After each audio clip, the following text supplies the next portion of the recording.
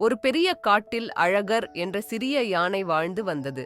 அழகர் பிற யானைகளை விட சிறியதாகவும் தைரியமாகவும் இருந்தது. இதனால் மற்ற விலங்குகள் அதனை எளிதாக எதிர்கொள்ளும். ஒரு நாள் மிக மோசமான வறட்சி காட்டை தாக்கியது. நதி வற்றிவிட்டது. விலங்குகள் தாகத்தில் தவித்தது. நீரை கண்டுபிடிப்பதற்கு அவர்கள் நீண்ட மற்றும் ஆபத்தான பயணம் செய்ய வேண்டியது அவசியமாக இருந்தது. பெரிய மற்றும் வலிமையான யானைகள் பயப்படுவது காரணமாக அழகர் மட்டுமே நீரை தேடப்போனது. மைல்களுக்கு நீண்ட பயணத்தில் அழகர் பல சவால்களை சந்தித்தது. அது அடர்ந்த காடுகளை கடந்து பரந்த சமவெளிகளை தாண்டி பயம் மற்றும் சோர்வுக்கு உள்ளாகினாலும் இறுதியில் அது தொலைதூரத்தில் இருந்த நீர் தொட்டியை கண்டது.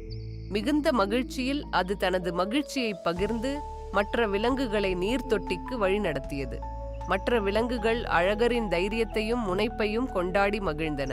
அழகரின் சிறந்த பாடம் என்னவென்றால், உண்மையான வலிமை உள்ளிருந்து வர வேண்டும் என்பதுதான். மிகச் சிறிய மற்றும் பலவீனமானவர்களும் தன்னம்பிக்கை இருந்தால் பெரிய விஷயங்களை அடைய முடியும் என்பதும் தான்.